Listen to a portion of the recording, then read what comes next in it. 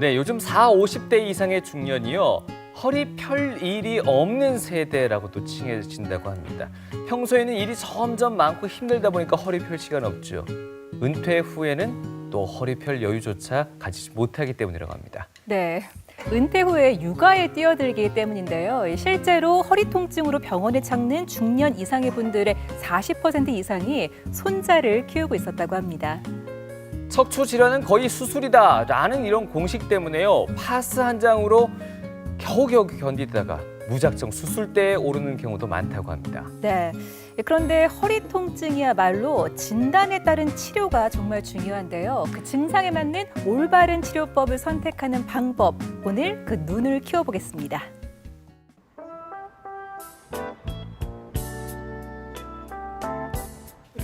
분주한 아침이 밝았다. 병원 내 여러 과 의료진이 모인 열띤 회의 시간.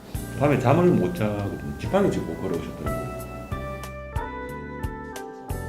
살면서 누구나 한 번쯤은 겪는다는 요통. 가벼운 통증으로 여겨 질환을 방치할 경우 더 큰 부메랑이 되어 돌아올 수 있다. 질환을 조기에 발견하고 내 몸에 맞는 치료법을 선택하는 것이 핵심. 환자 개인별 치료를 정밀하게 검토하기 위해 각과의 의료진들이 한자리에 모였다.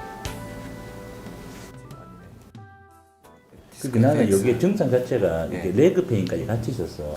그러면 뉴로라이시스 페인 더하기 이제 이렇게 하면 오히려 이게 낫고 저스트 백 페인만 6,7 해가지고 의심이 덜 되는 데를 블록해서 효과가 크면은 플러스. 플러스. 영양 실현들을 해서 얻을 게 덜할 것 같아요. 그렇네. 그게 낫겠네. 그렇지.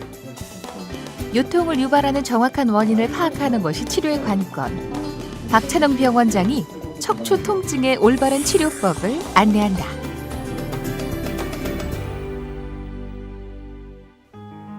수술 환자 케이스부터 최신 학술 동향까지 다양한 영역에 대한 토의가 이뤄지고 예, 오늘 그 컨퍼런스 순서는 우리가 오늘 그 수술을 진행할 환자분들을 수술 부위하고 수술 방법에 대해서 논의할 거고, 그다음에 어제 수술했는 환자 중에 또 어제 입원했는 환자 중에 문제 있는 환자가 있는지 없는지 우리가 확인할 거고,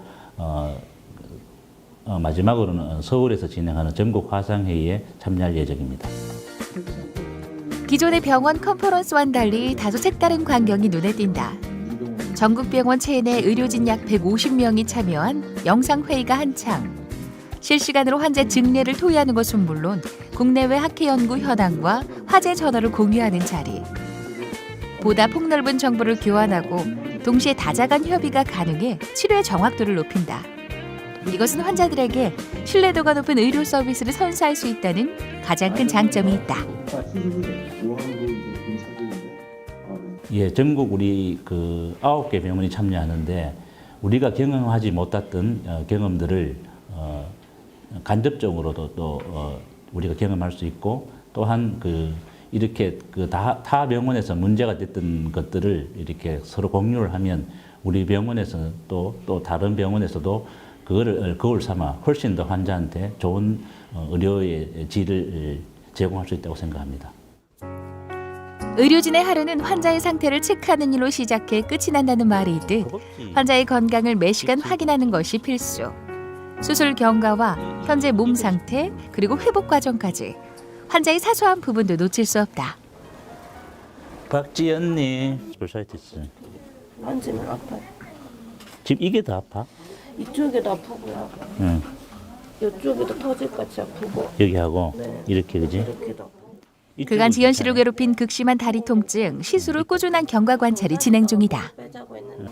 예, 환자들도 그렇고 의사도 그렇고 제일 걱정하는 부분이 수술을 했는데도 안 나을까 싶어서 그게 제일 걱정을 많이 하고, 그 수술 후에 또 후유증이 생기지 않나 그게 제일 걱정을 많이 합니다. 그래서 그 점들은 의사들도 오히려 더 걱정을 많이 해서 항상 우리 병원 같은 경우는 협진을 해서 그 바른 부위가 수술이 이루어졌는지 해서 환자들이 양질의 치료를 받도록 환자들이 걱정하시는 것을 제일 많이 줄이도록 지금 많이 하고 있습니다.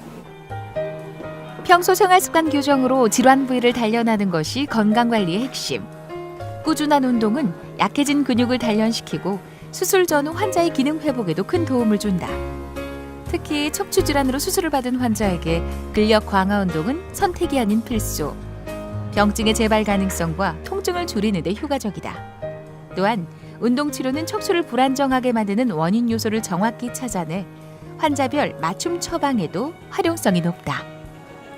아니요, 수술 받진 않고요. 이제 허리 디스크랑 뭐 선천성 분리증 있어가지고 허리 예전부터 많이 아팠는데 그래서 이제 많은 거 뭐 주사도 맞고 뭐 여러 가지 했다가 요즘에 이제 이 운동하고 있어요.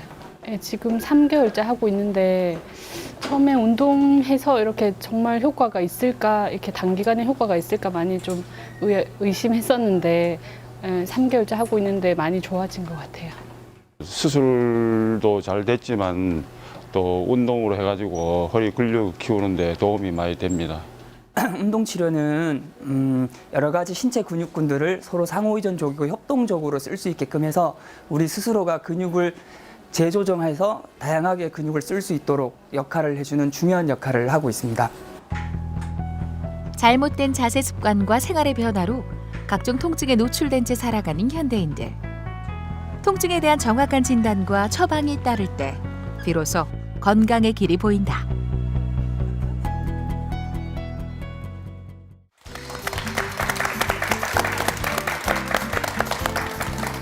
네, 이곳저곳에서 봄꽃들이 눈에 띄기 시작하고 있습니다.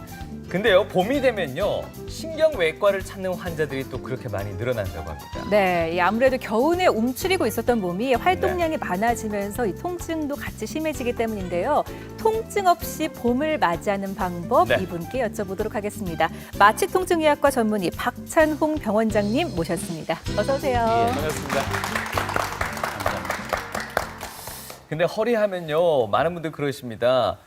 웬만하면 그냥 버텨, 수술하면 안 돼. 휠체어 앉을 때까지는 버텨, 뭐 이렇게 얘기를 하시는데, 근데 문제는요, 그렇게 버티다 병원 가면은 이제는 수술할 수 있는 타이밍을 아예 놓쳐버린 경우도 있다고 합니다. 원장님, 제 말이 맞죠? 예, 맞습니다. 예.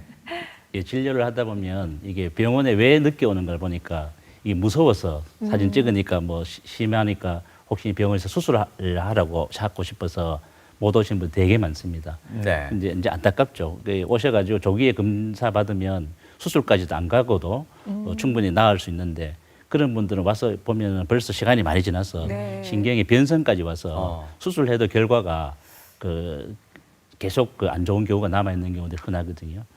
그러니까 걱정하지 말고 병원에 오셔서 조기에 검사 받고 치료하시면 훨씬 낫습니다. 네, 그러니까요. 이렇게 참 보이지 않는 통증을 자기 스스로 진단하고 치료하는 거 어떻게 보면 참 위험한 일인데 네. 허리 통증이나 척추 같은 경우는 또 많은 분들이 고통을 호소하기도 하고 내가 예외는 아닐 거다라는 생각에 방치하는 분들도 많이 계신 것 같아요. 이 연령대별로 보면요, 앉아있는 시간 많은 10대들은 척추 측만증이 또 많이 나타난다고 하고요. 스마트 세대 20, 30대 목 디스크, 그렇죠? 그리고 노화가 찾아오는 40, 50대 넘어가면서 척추관 협착증 네. 이런 질환들이 흔히 또 발생한다고 합니다. 거의 전 연령에 대해서 국민 질환이라고도 할 수 그러네요. 있습니다. 도대체 뭐가 문제인 걸까요?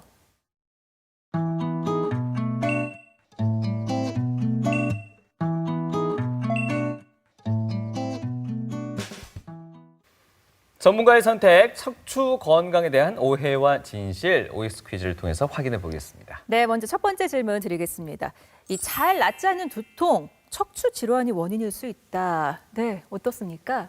정답은 O입니다. 그렇군요. 예. 네. 간혹 이렇게 머리가 아프셔서 계속 몇 년 동안 약 드시고 해도 계속 안 나으신 분들이 계시거든요. 특히 이제 편두통인 줄 알고 네. 심한 경우는 이렇게 눈뿌리까지 아프신 분들이 네. 계십니다. 그게 되게 목에서 오는 경우도 되게 흔합니다. 그래서 특히 2번, 3번, 3번, 4번에 디스크가 생기면 그 신경이 머리로 올라가는 신경이거든요. 그래서 두통이 거의 동반되는 거가 많습니다. 아, 그렇군요. 그건 미처 몰랐던 부분인 것 같습니다. 자, 두 번째 질문 드리겠습니다. 과도한 음주 척추 질환의 원인일 수 있다. 이 술하고 척추하고도 문제가 되나요? 어떻습니까? 옵니다. 아, 그렇습니까? 네. 예. 그 술은 뭐 이렇게 한두 잔은 괜찮지만 과도한 음주는 우리 심폐 기능에 영향을 미치고 네. 특히 그 우리가 술자리 가면 뭐 우리나라 한국에는 되게 좌식이지 않습니까? 네. 그런 자리에서 오래 앉아 계시면 이게 처음에는 이렇게 바르게 앉아 계시다가 나중 되면 흐트러지고 네. 그런 자세를 계속 하시겠다 보면 허리가 이제 문제가 되고 두 번째는 알코올이 우리 몸에 들어오면 이게 물로 변해야 되는데 네. 그 물로 변할 때 변화시키는 효소가 있습니다. 네. 이런 효소들을 거기에 다 쓰면 실제로 우리에 필요한 근육이나 인대에 필요한 영양분을 전혀 공급하지 못합니다. 아하. 그래서 그게 약해지니까 음주는 당연히 허리에 나쁩니다. 그렇군요. 알겠습니다. 네, 마지막 질문 그럼 드리겠습니다. 네. 허리 통증이 있을 때 윗몸 일으키기 같은 허리 강화 운동을 많이 해야 한다. 네, 그래야 될 것 같은데요. 필요할 것 같은데 어떻습니까? 네. 좀 어려운 질문 같은데 이거는 세모가 맞을 것 같습니다. 네. 네. 그 이유는 이게 그 일단은 그 과거에는 허리 아프면 무조건 2주간 보존요법을 하라고 했습니다. 그러니까 아무것도 하지 말고 복대 메고 그냥 누워 있으라고 했는데 네. 최근에 나온 논문에는 2, 3일 정도 아주 급성기에만 급성기에만 누워 계시고 네. 나머지부터는 운동하시는 것이 훨씬 도움이 된다고 합니다. 아, 그게 아마 혈액순환을 훨씬 더 좋게 한다고 지금 보고되고 있습니다. 네. 알겠습니다. OX 퀴즈를 통해서 몇 가지 확인을 해봤고요. 네. 아, 척추 통증 우리나라 사람들의 80% 정도가 평생에 한 번쯤은 겪는다고 하는데요. 극히 공감하시지 않을까 싶습니다. 어떻습니까? 우리나라 사람들이 특히나 목, 그죠? 예, 척추 통증을 이토록 많이 호소하는 이유는 어디에 있을까요? 제가 그림을 보고 설명해 드리겠습니다. 네. 이제 여기가 머리고 여기가 다리고 이게 우리 몸의 척추입니다. 네. 척추는 경추가 7개, 형추가 12개, 요추가 5개, 꼬리뼈 이렇게 구성되어 있는데 이게 지금 사진에 그림을 보시는 것처럼 S자로 이렇게 돼 있고 네. 우측 그림 보면 빨간 쪽으로 표시를 해뒀죠. 네. 여기가 이렇게 꺾이는 부분이고 하중을 많이 받는 부분입니다. 아. 그러니까 자세가 잘못되거나 많이 쓰거나 잘못 쓰면 이 부분에 특히 하중이 많이 걸려서 네. 이렇게 휘지게 됩니다. 어허. 그래서 이렇게 휘지면 이 척추 디스크에 영향을 미칩니다. 그래서 네. 디스크가 이렇게 지금 흘러나와서 여기 신경이 이렇게 눌려지면 한쪽 다리가 아파지는 이런 통증이 생기고 아, 이런 경우는 지금 이렇게 여기 지금 척추뼈, 물렁뼈, 뼈, 물렁뼈 이렇게 돼 있는데 이 네. 신경이고 옆에서 본 모양인데 이렇게 뼈가 이렇게 밀려져 있죠.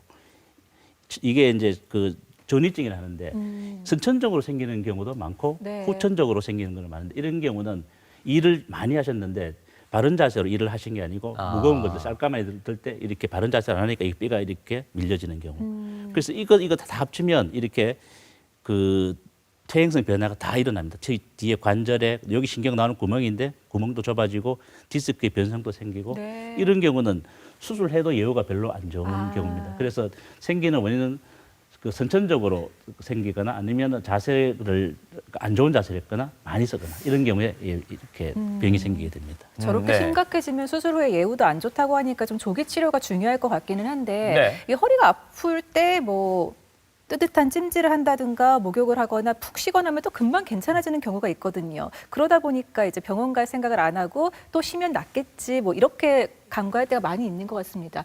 어느 정도 통증, 뭐 어느 정도 지속이 될 때 병원을 꼭 가봐야 될까요? 참 애매하죠. 이렇게 평소에 네. 이 정도 아프면 이제 이 정도 아프다, 2, 3일 정도 아프다가 괜찮아야 되는데 네. 계속 뭐 시간이 지나도 계속 아프고 그래서 병원에 꼭 오셔야 되는 경우는 우리가 예를 들어서 무슨 물건 들다가 삐끗하셨지 않습니까? 대개 열흘 정도 안에는 다 낫습니다. 그게 오래 가면. 그런데 그 열흘 안에 안 좋아지는 경우는 반드시 병원을 가서 그게 원인을 찾아야 되고 두 번째로는 내가 아무것도 물건 들은 것도 아니고 일상생활 다 그냥 했는데도 불구하고 그냥 아침에 일어나니까 허리가 아픈가 자꾸 그게 반복적으로 뭐 1년에 몇 번씩 일어나는 경우. 그다음에 통증이 생겼는데 아까 이야기했듯이 열흘 이상 지났지만 6주 이상 약 먹고 이렇게 해도 안 좋아지는 경우에는 꼭 병원에 가서 검사를 해보시는 게 맞습니다. 네. 알겠습니다. 보통 이 척추 질환 그러면 이제 디스크 앞서 설명도 나왔습니다. 디스크 얘기 많이 하는데 어떻습니까? 목이나 허리 있죠? 예, 이쪽의 질환이 그 원인이 그토록 다양하게 또 이렇게 조사되고 있다는데 저희도 좀 같이 알면 안 되겠습니까? 예, 제가 설명해 드리겠습니다. 예. 우리가 보통 아는 허리 디스크, 이건 이제 원래는 잘못된 표현이고 네. 이게 추간판 탈출증이라는 표현이 맞습니다.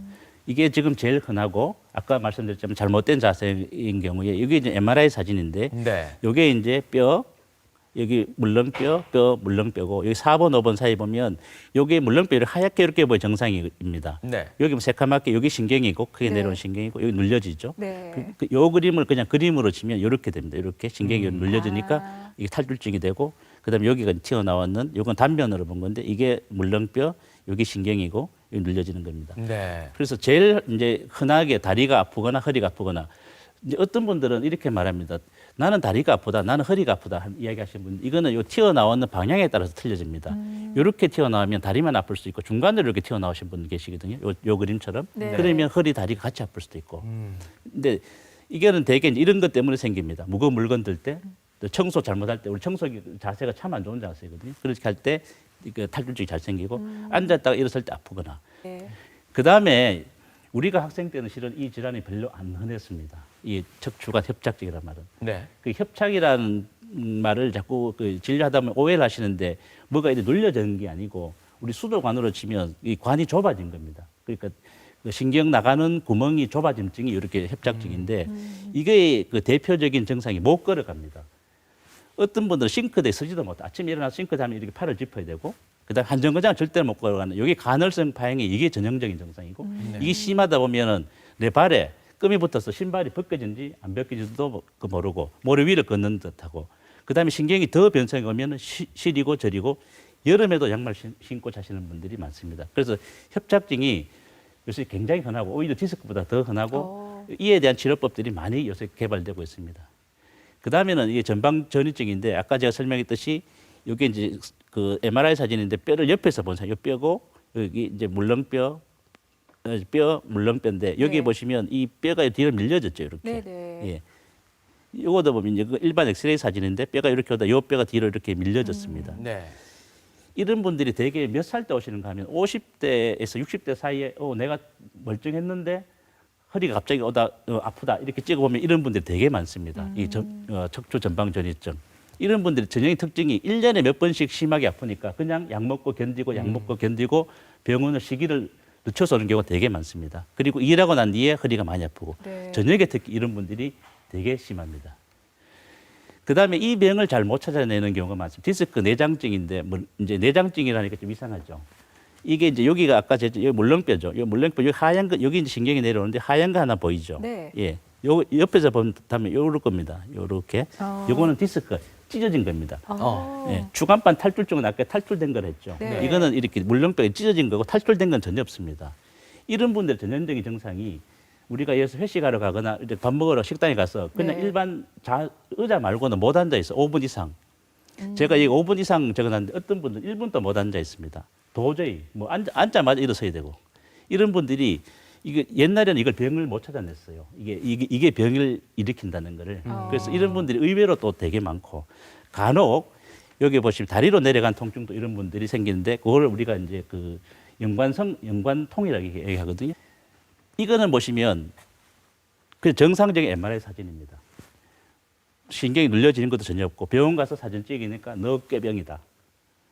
그러니까 너 일 안 하려고 이렇게 하는 거지. 이게 병명이 척추 주간 관절증인데 여기 제가 저걸 MRCT 모든 검사에서 정상입니다. 네. 근데 요분 아픈 건 어딘가 하면 여기가 이제 모형인데 여기가 관절입니다. 이렇게 척추에도 다 관절로 돼 있습니다. 무릎에도 관절이고 손목도 관절이지만 관절이 연결돼 있어서 요 관절이 원래는 우리가 이제 양쪽으로 관절돼 있는데 한쪽이 15% 일을 합니다. 합치면 30% 일을 해야 되고 디스크가 70% 일하는데 얘가 일을 많이 하게 되죠. 얘가. 그러니까 그 자세가 잘못됐거나 많이 쓰거나 하면 얘가 일을 많이 하게 되니까 그래서 이게 모든 검사 정상인데 이렇게 아픈 거죠. 특히 아침에 되게 심합니다. 아침에 일어나서 이렇게 굽어서 펴지를 못하는 거죠. 침대에서 어떤 분들은 이렇게 몇 번이 꿈틀꿈틀거리면서 일어나신 분들 계시거든요. 그리고 양치질 중에 뒤로 헹굴 때 이렇게 물 오르륵 할 때 하시지 않습니까? 그때 되게 아픕니다. 예. 그 다음에 이제 목 증상이 있는데 이게 우리가 이제 저는 이제 그 척추하는 의사지만 간혹 어깨가 고장이 났는데 목 수술하신 분도 계시고 목이 고장이 났는데 어깨 수술하신 분도 계시거든요. 이걸 아주 이렇게 하는데 하여튼 여기가 목은 목부터 이렇게 특히 요 견갑골 사이에 많이 아파지고 그다음에 양쪽 팔로 이렇게 아파지는 건데 이것도 아까 말씀드렸지만 이렇게 신경 나가는 구멍이 좁아지거나 목 디스크 때문에 저런 증상들이 나타납니다. 그 MRI 검사 앞서서도 뭐 한 종목은 그랬던 것 같습니다. MRI, CT 전혀 이상이 없는데 통증이 계속 오고 있다 이런 말씀을 해주셨는데 통증이 없어도 그러니까 정상 범위를 벗어난 소견이 또 나올 수도 있다고 얘기를 하시는 것 같거든요. 이런 경우는 어떻게 판단하고 어떻게 치료가 가능한 겁니까? 그러니까 사진을 찍어보면 네. MR상에서 그 엄청나게 크게 디스크가 튀어나온 사람이 있거든요. 근데 무증상입니다. 그럴 때는 절대로 수술도 할 필요도 없고 그냥 지내시면 됩니다. 그러니까 의사들이 자꾸 사진을 믿고 네. 사진을 믿고 자꾸 뭘 하려고 하거든요. 사진은 그냥 참고 자료지 제일 중요한 거는 내 증상입니다. 그게 많이 튀어나와도 하나도 안 하실 분들은 전혀 네. 수술하실 필요도 없고 조금 튀어나왔지만 통증이 심하면 이거는 뭐 수술해야 되죠. 그 우리가 솔직히 이제 의사들은 이제 콩알 디스크라고 하는데 네. 아주 조그만 디스크. 우리 신발에 돌 하나 들어가면 이렇게 신발 벗어서 이렇게 저거 해야 되잖아요. 네. 그런데 이게 우리가 신발에 그 키높이를 이렇게 넣으면 전혀 상관없이 신고 다니잖아요. 그거가 네. 똑같습니다. 아, 그렇게 또 비유가 되나요? 비록 MRI나 CT로 이상 소견이 나오더라도 본인이 통증을 괜찮으면? 느끼지 않는다면은 직접적인 굳이? 치료로 이어지지는 네. 않을 수도 있다. 안 올 수도 있고 할 필요가 없다. 할 필요가 할 없다. 필요가 없다. 아주 단정적으로 예. 말씀드렸습니다. 알겠습니다. 네. 근데 이제 뭐 치료를 받아야 되는 경우엔 요즘은 또 근데 치료법이 참 좋아져서 네. 굳이 수술까지 가지 않아도 된다고는 하는데 이게 또 의사들 사이에서 의견이 분분하다면서요. 그렇습니다. 네. 요새 이제 그 알파고 이야기가 나오고 의료에도 이제 알파고 이야기가 나오는데 그러면 네. 증상을 어떤 이제 대입하면 니는 수술, 니는 비수술 이렇게 이제 되면 좋은데 실제로는 사람 바둑은 뭐 그렇게 우리로 봐서는 이제 별로 그게 복잡한 게 아니고 사람은 정말 복잡한 거고 우리 손금처럼 복잡한데 네. 그게 수술 비수술 의사들도 헷갈려 하죠. 네. 근데 제가 아까 말씀드렸지만 수술은 MRI나 CT나 이런 걸 가지고 하는 게 아니고 정상으로 합니다. 정상으로 내가 아프면 치료를 하셔야 되지. 아까 했지만 이 사진을 보시면 이분이 수술했을까요? 이분이 수술했을까요? 이분은 정말 많이 튀어나와서 이게 신경이거든요. 이렇게 네. 예, 신경이고 여기 이제 아까 제가 이야기했듯이 물렁뼈입니다. 물렁뼈 신경을 눌러서 신경에 거의 3분의 1을 누르고 있죠. 네. 이분도 여기서 보면 거의 남아 있는 거, 요거 반달처럼 요것만 남아 있습니다. 이분은 수술 안 해요. 왜냐 통증이 별로 없었어. 예. 이분은 그냥 물리치료하거나 약 먹으면 충분히 좋아지실 분입니다. 근데 요분은 신경이 이렇게 내려가는데 여기 보시면 우리를 봐서는 콩알 디스크거든요. 특히 단면에 보면 신경의 90%가 다 보입니다. 한 거의 90%가 네. 전혀 안 눌려지는 보이고 이걸 사진을 가면은 수술할 필요 없네 이렇게 말씀할 수 있거든요. 근데 이분 되게 너무 아파서 수술하셨습니다. 그래서 이거는 수술할래 비수술할래 뭐 그냥 할래는 내 사진을 가지고 판단하는 게 아니고 내 증상 가지고 판단합니다. 네. 그래서 이렇게 아프시면 일본 병원에 이제 아까 제가 모두에 말씀드렸지만 병원에 못 오시는 이유가 수술을 하려고 할까 보잖아요. 네. 그래서 제일 먼저 아프시면 우리가 안정을 취하려고 합니다. 근데 과거에는 그냥 그 2주 동안 누워서 이렇게 했는데 지금은 이 안정 안에 일상생활은 다 하라. 다 하고 그다음에 약 먹어보고 물리치료해보고 이렇게 그다음에 안 되면 이렇게 중재적 치료 이렇게 단계적으로 치료를 하면은 수술 안 하고도 다 좋아질 수 있고 물론 이제 수술해야 될 경우는 이제 수술해야 되겠죠. 네. 네. 예. 그래서 단계적 치료가 반드시 필요합니다. 이거는 이제 우리나라뿐만 아니라 그 척추하는 세계 학회에서도 요 단계적 치료를 꼭 하라고 합니다. 네. 근데 이 단계적 치료해서도 안 되는 경우가 있죠. 그러면 이제 이런 분들이 간혹 와서 그러면 처음부터 수술하라고 하신 분들 계시거든요. 근데 우리 의사 입장에서는 어쨌든 수술 안 하고 네. 자기 조직은 보존시켜주고 싶은 게 의사들 마음이거든요. 네. 그래서 하여튼 단계적 치료를 하시는 게 가장 좋고 근데 우리가 이제 수술을 하라고 그게 처음부터 수술을 해야 되는 분도 계시지만 실제 단계적 하시는 분들인데 결국에 수술하시게 되거든요. 네. 그런 분들은 이제 우리한테 처음부터 네 수술하라고 하자고 욕하는 분도 계시고. 그래서 의사도 참 어렵다 이렇게. 네. 척추의 이상 신호는 종아리, 어깨 등 우리 몸 곳곳에서 발생한다. 50대 박혜순 씨 역시 척추 질환의 전조 증상을 몸소 경험했다. 그 왼다리 아프신 게 여기 보면 그때 이야기했듯이 이제 여기 요 디스크 얘가 문제가 있어서 아프신 거였거든요. 그래서 그래서 그때 사진을 보면 여기 MRI 처음엔 그저 일시적인 통증으로만 여겼던 증상들. 그러나 지속적인 허리 통증은 점점 더 심해졌고 급기야 종아리와 발까지 내려와 그녀를 괴롭혔다. 사진상에 보이는 거고, 여기 신경이거든요. 노란 게. 노란 신경인데 여기 이렇게 눌려지니까 왼쪽 다리가 이제 아파지는 거거든요. 요 디스크 여기 눌려져서. 지금은 그때 튀어나온 것도 있고 요 디스크가 이렇게 눌려져서 이게 퇴행성 디스크까지 같이 이렇게 있는 경우. 노화나 바르지 못한 자세로 밀려나온 디스크는 척추 주위 신경을 압박해 통증을 유발하고 염증 및 부종을 일으킨다. 그 수술해야 되는 경우는 그 이제 그 우리나라 가이드라인도 그렇고 세계적 가이드라인도 이제 그 보존적 치료가 꼭 필요합니다. 한 4에서 6주 동안에 약 먹고 물리치료 해도 통증이 안 가시는 경우가 있습니다. 이런 경우에는 이제 그 비수술 해도 잘 안 되는 경우고, 그다음에 그 근력 저하가 있는 경우 있습니다. 특히 그 항문 관략근에 문제가 되거나 안 그러면 한쪽 다리가 약간 근력에 저하가 되는 경우에는 수술을 고려해야 되는데, 최근에는 이제 비수술 치료 방법들이 굉장히 발달되어 있습니다. 그래서 그 레이저를 이용한 방법, 그다음에 내시경을 이용한 방법들이 굉장히 많아서 수술 못지않은 그 성적들이 있기 때문에 그 꼭 비수술적, 수술적 이렇게 이렇게 나누기보다는 그 환자 자신에게 맞는 치료법 선택하는 게 제일 좋을 것 같습니다.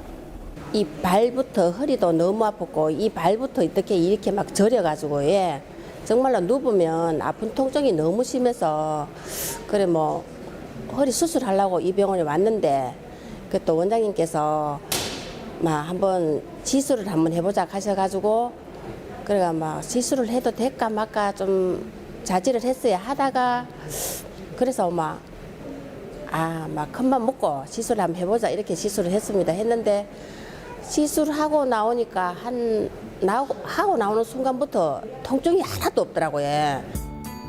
경피저 꼬리뼈 내시경 레이저술은 병변 부위에 관을 삽입해 그 안으로 내시경을 넣는 시술로 정상 디스크는 보존하고 손상된 신경과 디스크만 레이저로 제거한다. 이 때문에 작은 병변까지 정밀한 치료가 가능하고 정확성과 빠른 효과를 기대할 수 있다. 국소 마취를 통해 치료나 회복에 드는 시간이 비교적 짧고 병변이 여러 구간에 발생했거나 협착에서 수술이 어려운 환자에게도 적용할 수 있다는 것이 가장 큰 장점이다. 시술 후 한 달이 흐른 지금 혜수 씨의 상태는 어떨까? 시술 받기 전에는 진짜 똑바로를 잘 못 누웠어요. 허리가 아파서. 그리고 다리도 이쪽에 저리니까 항상 이쪽으로 옆으로 눕고 똑바로 누우려면 허리가 너무 아프고 이랬는데 시술 받고 나니까 그런 게 통증이 없으니까 그런 게 없고 뭐 걷기를 해도 뭐 전혀 이렇게 불편하고 그런 건 없어요. 바야흐로 100세 시대, 건강히 오래 사는 것이 중요한 척도가 된 요즘 혜수 씨는 건강한 삶을 위한 준비를 한 걸음씩 실천하고 있다. 뭐 그냥 인상 써질 일이 없고 참 하루가 살아가는 게 재미가 있는 것 같고 무슨 일을 해도 재미가 있고 모든 가사일을 제가 잘 못했어요. 그랬는데 가사일 해도 지금 뭐 아무 지장이 없고 하니까 참 좋아요.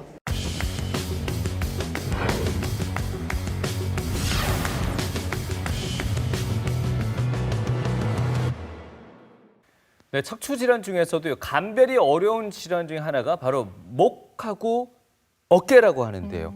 목 질환하고 어깨 질환을 자꾸 이렇게 오인하기도 한다는데 원장님께서 이 두 질환의 차이점 좀 설명을 해주시겠습니까? 아주 쉽습니다. 차이점이. 쉽습니다. 예. 목 디스크 때문에 아픈 경우는 팔을 들면 안 아파집니다. 반대로 어깨 질환은 팔을 들면 아픕니다. 다시 한번 설명해 주시자면요. 목 디스크 환자는 팔을 들면 안 아파집니다. 반대로 어깨 질환 환자는 팔을 들면 아픕니다. 신기하네요. 네. 그 원리들 조금만 설명해 주시죠. 왜 그런가 하면 팔을 들면 경추에 신경 나가는 구멍이 이렇게 사이즈가 좀 많이 넓어집니다. 이렇게 팔을 들면 구멍이 넓어져서 신경이 안 눌려지니까 안 아파지고, 여기 경관절이지 않습니까? 어깨 관절이. 요건 들면은 이게 관절 사이로 인대가 다 이렇게 끼어지거든요. 그러면 이게 아파서 이렇게 하죠. 팔 뒤로도 못 돌리고, 오십견 같은 경우에는 충돌 이렇게 팔을 이렇게 못 드는 건 충돌 중이라 하거든요. 그러니까 이렇게 들다가 더 많이 더 올라가면 안 아파지는 경우도 간혹 있는데 거기 충돌증은 전형적인 증상입니다. 네. 그러니까 어깨 충돌 증후군하고 목 디스크는 그런 식으로 이렇게 차이점을 감별할 수 있다. 아주 쉽죠. 1초만 하면 되니까. 그렇네요. 엄지손가락을 위로 해서 이렇게 해보시면 됩니다. 예. 아, 그렇습니까? 알겠습니다. 네. 그 비수술적 치료법에 대해서는 여쭤볼게요. 보통 네. 그 주사 치료를 많이들 생각하시는데 주사 외에도 또 여러 가지 비수술적 치료법들이 있다고요. 네, 그렇습니다. 요새는 네. 이제 많이 발전이 됐죠. 그러니까 이제 주사 치료를 일단 말씀드리면 네. 대개 뭐 통증 주사라고 이렇게 알고 계시고 흔히 이제 통증 의학과 가거나 아니면 무슨 이제 그 재활의학과 가면은 통증 주사를 넣죠. 네. 근데 그게 대개 이제 뼈주사고 이제 그렇습니다. 그렇지만 이제 그게 제게 많이 하는 질문이 자꾸 맞아도 되나? 자꾸 맞으면 안 되죠. 그다음에 언제까지 맞아야 되노? 미국 가이드라인은 1년에 그 6번까지 가이드라인을 했는데 지금 가이드라인이 바뀌어서 첫 주사에서 효과가 없으면 다음 치료 단계로 이렇게 바꾸려고 하고 그다음에 이제 병원에 가시면 아까 제가 여러 가지 원인 설명해 드렸지 않습니까? 네. 뭐 척추관 협착증, 그다음에 조간판 탈출증, 네네. 그다음에 그러면 증상이 다 다르거든요. 그러면 우리가 치료하는 그 주사에 들어간 약물이 다 다릅니다. 그래서 과거에는 그런 줄을 한 약으로만 사용했는데 지금은 그 약도 다 바뀌었고 네. 그다음에 우리가 할 수 있는 게 이제 이런 치료 효과가 없으면 뭐 잘 아시죠? 진경성형술, 풍선 확장술, 그다음에 꼬리뼈 내시경 레이저술, 그다음 플라즈마 수액 감압술, 그 내시경 레이저술, 그다음에 옆구리 내시경 레이저술, 그다음에 고주파 치료 이런 것들이 있습니다. 예. 주사 치료를 방금 설명해 드렸는데 네. 지금 여기에 보시면 이 디스크가 튀어나와서 여기가 신경을 누르고 있죠. 그러면 여기가 염증 반응이 일어납니다. 우리가 약물을 투입하는 주 목적은 이유는 뭐냐면 이 디스크를 없애거나 이렇게 주전하는 게 아니고 여기 염증만 없애는 방법입니다. 그래서 네. 어떤 분들은 여기다 주사 치료를 하면 이게 들어가는 줄 알고 계세요.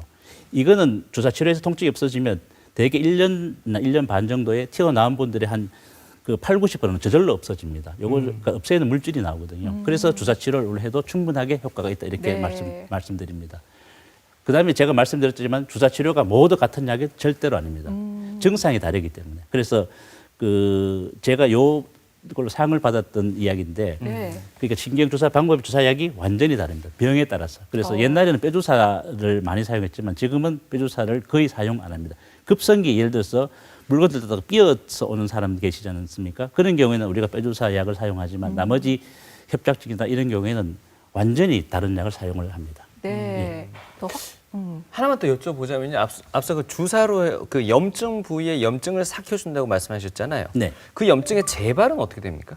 그래서 우리 감기 재발하는 것 똑같습니다. 우리가 감기도 염증이 일어나서 재발하지 않습니까? 예. 이것도 우리가 예를 들어서 자꾸 거기가 스칠리거나 하면은 나중에 염증이 생기듯이 이제 생기는데 한번 치료해서 좋아졌다고 해서 그게 그냥 방심하지 말고 허리가 한번 아픈 분들은 꾸준하게 내 그 근육을 강화한다든지 그 허리에 항상 그 조심을 하시는 게 그런 그 재발이 잘 안 생깁니다. 네, 네. 알겠습니다. 요즘은 또 기존의 이런 치료법들을 더 보완하기 위한 최신 치료법도 많이 나왔다고 들었는데 어떤 게 있는지 좀 소개 좀 부탁드릴게요. 예, 그 최근에 이제 올해부터 나왔는 것도 있고 네. 지금 이제 아까 이런 경우에 우리가 이제 최근에는 과거에는 주사 치료만 했었습니다. 그다음 주사 치료 하다가 안 되면 바로 수술 이렇게 했죠. 그런데 이 단계들이 굉장히 많았죠. 여기 보시면 이게 신경이 여기 이제 흰게 신경인데 네. 이게 눌려져서 이게 좀 통증이 생기는 거고 네. 여기 이제 이게 그 요 신경을 이렇게 다 저걸로 보는 건 저 사진인데 다발로 보는 그 신경 사진인데 여기 보면 이렇게 끊겨져 있지 않습니까? 그렇네요. 예. 이런 경우에는 과거에는 다 수술했었습니다. 그래서 지금 요새는 이제 우리가 하는 게 꼬리뼈 신경성형술은 꼬리뼈를 통해서 그 튀어나오는 디스크 부위에 약물을 투입한다든지 안 그러면 그 협착된 부위에 약물을 투입하는 방법들이 지금 사용되고 있고 요걸 보시면 이렇게 이제 요 카테터가 이렇게 들어가서 네. 요 부위를 지금 이제 약물을 투입하려고 하는 방법이고 요 사진을 보면 요 분 같은 경우에는 이제 추간공 협착증입니다. 우리가 협착증이 한 군데만 생긴 줄 알지만 중심성도 있고 그다음에 이제 신경 나가는 구멍에도 생기기도 하거든요. 요 분은 추간공의 협착증이 생겼는데 요 새까만 게 이제 조영제인데 이게 이렇게 올라가야 됩니다. 이렇게 올라가 신경이 잘 열렸는데 이런 경우에 아무리 약물 치료를 해도 전혀 효과가 없습니다. 이런 경우는. 그래서 우리가 시술해서 이렇게 옆을 뚫습니다. 뚫고 난 뒤에 그 다음에 검사를 해보니까 약이 이렇게 잘 올라가는 거죠. 그래서 이런 경우가 이제 아주 이런 경우는 주로 우리가 협착증 환자들한테 주로 이용하는 거고 네. 그다음에 이제 최근에 나온 게 풍선을 이용한 이렇게 우리가 그 심장에 관상동맥 막힘에 풍선으로 이렇게 넓히듯이 이것도 신경 나오는 구멍입니다. 이게 정상적으로 보면 이게 옆에서 여기 척추뼈고 여기 디스크고 노란 게 신경인데 네. 신경이 이렇게 신경 구멍을 통해서 이렇게 나옵니다. 그런데 네. 요 자리에 신경 나오는 구멍에 그 이물질이 자꾸 끼입니다. 이게 잘못 썼거나 많이 쓰면 그래서 이런 경우에 우리가 이 풍선 확장술을 해서 여기 풍선을 이렇게 부풀립니다. 그러면 이 공간을 확보해서 신경이 그 잘 빠져나오도록 네. 이렇게 만드는데 이게 실제로 시술한 이렇게 사진입니다. 요 일반 이제 사진을 카테타를 요렇게 넣습니다.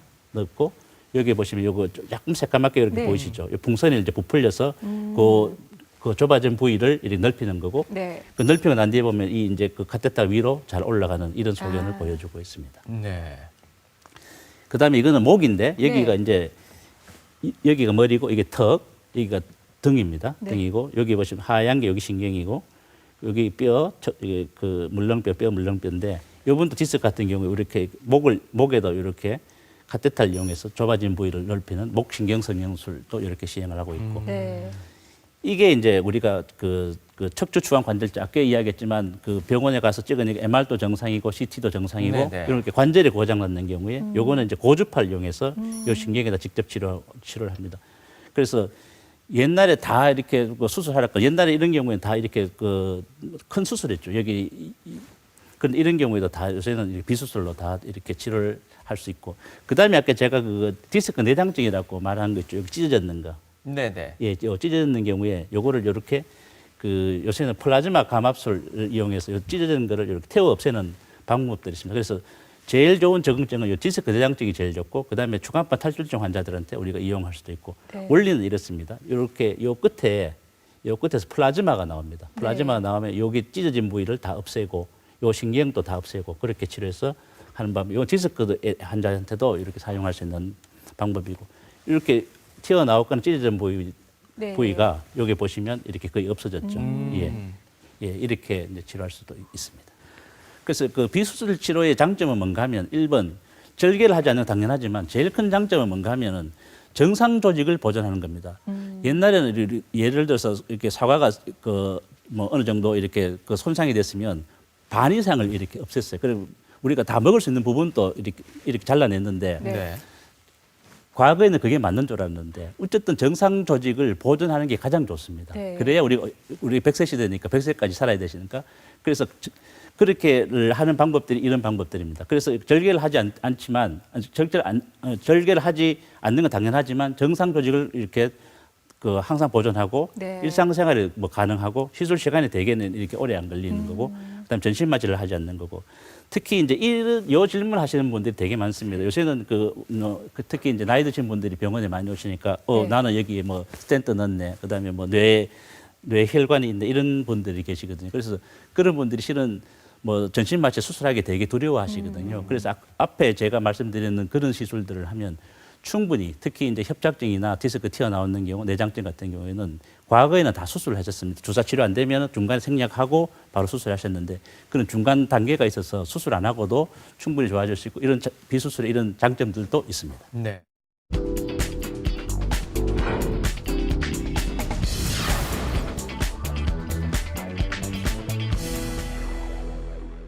네. 네. 여기에 같이 언급되지는 않았습니다만은 그 튀어나온 디스크 내지는 찢어진 디스크를 직접 보면서 레이저로 수술하는 방법도 있다고 하는데요. 그것도 설명 좀 해주실까요?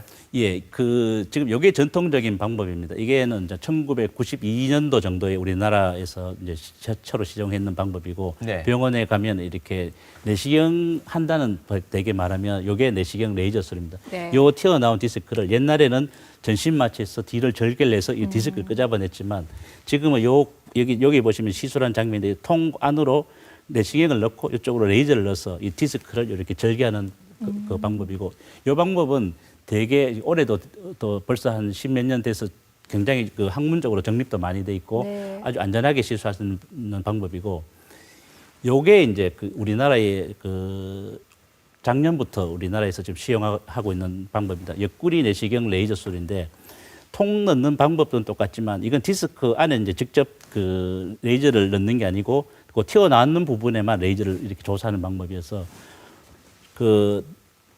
많이 안 튀어나오고 아프신 분들은 이 방법도 지금 많이 시행을 하고 있고 이 그림은 이제 옆에서 본 그림입니다. 여기 보면 여기 뼈가 있고 이렇게 내시경이 들어가는 통이 이렇게 들어가 있고 네. 정면에서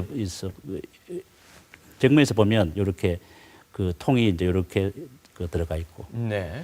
그 다음에 이제 이게 꼬리뼈 내시경 레이저술인데 옛날에 꼬리뼈 내시경은 우리나라에 들어온 지가 한 2000년도부터 도입이 됐는데 여기에 레이저를 단 지는 얼마 안 됐습니다. 그래서 그 여러 분절에 요거는 지금 보시면은 예를 들어서 여기가 이제 그 2, 3, 4, 5 디스크인데 디스크가 한 군데만 생기는 게 아니고 3, 4에도 생기고 4, 5에도 생기고 그다음에 5번, 6번 생길 수 있거든요. 네. 그러면 앞에 말씀드렸던 옆구리 내시경이나 그냥 내시경은 한 분절 이렇게 통을 하나씩 각각 이렇게 해야 되는데 이건 꼬리뼈 하나로 들어가서 여러 분절을 한 번에 치료할 수 있는 방법입니다. 그래서 네.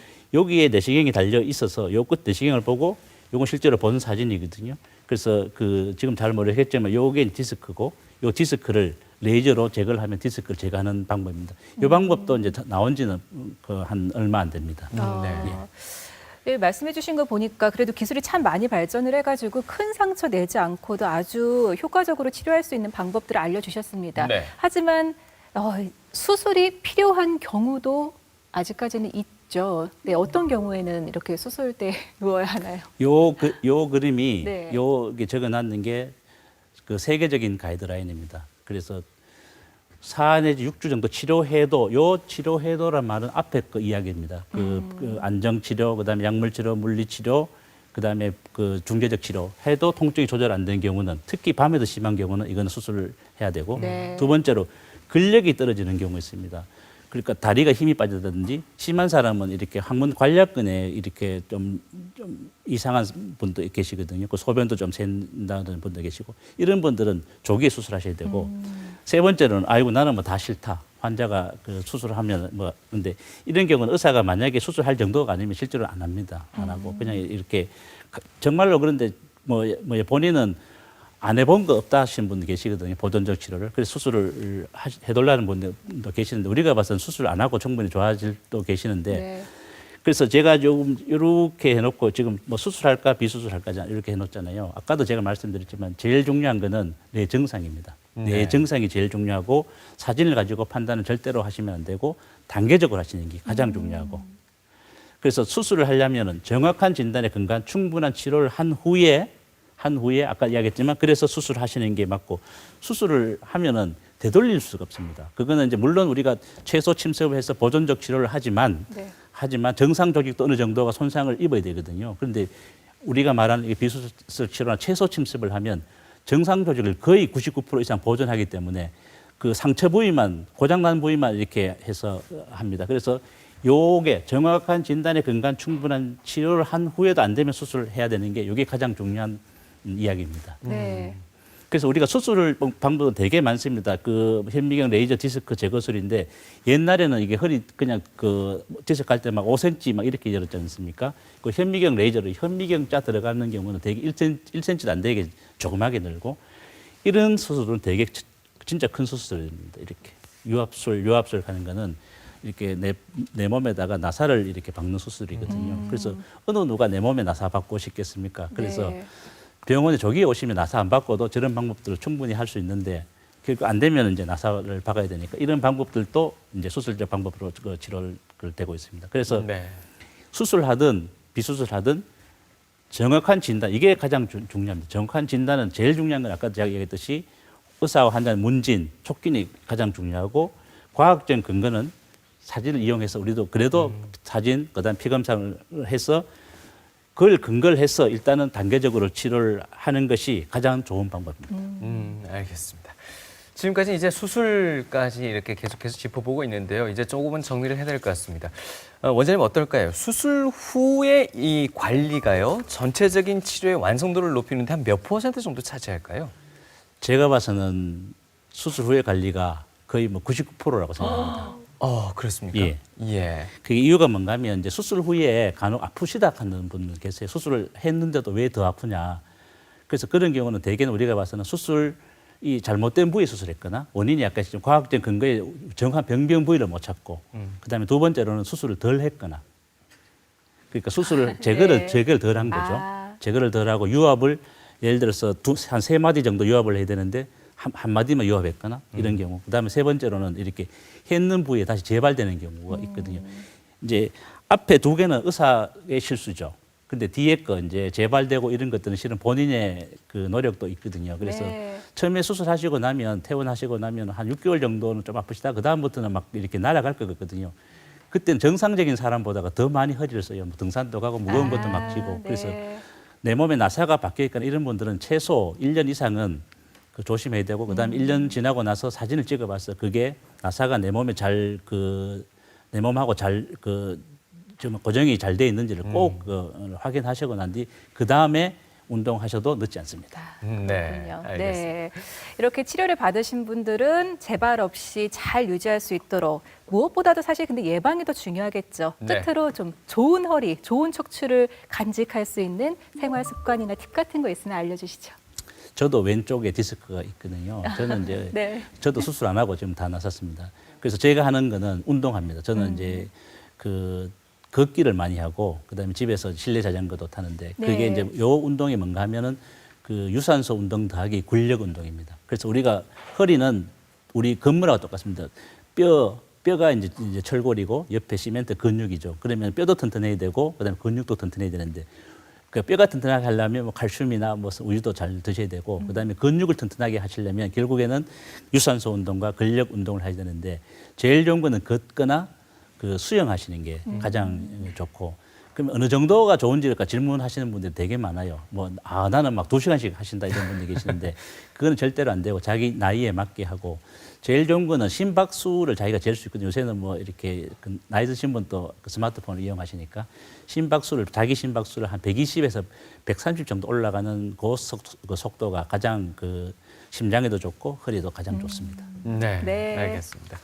자, 이제 정리를 해보겠습니다. 당당한 표정과 자세에서 건강한 호르몬이 또 분비된다고 합니다. 그 원더우먼 효과라고 하는데요. 네. 그거 흉내만 내도 건강해질 수 있다고 합니다. 그러니까요. 2분만 바른 자세를 잘 유지하고 있어도 네. 스트레스도 풀린다고 하는데요. 이렇게 좀 허리와 목을 쭉 편 바른 자세가 여러분들의 생활도 바꿀 수 있지 않을까 싶습니다. 네, 오늘 좋은 말씀 주신 분은요. 마취통증의학과 전문의입니다. 박찬홍 병원장님과 함께했습니다. 오늘 말씀 고맙습니다. 네, 고맙습니다. 감사합니다.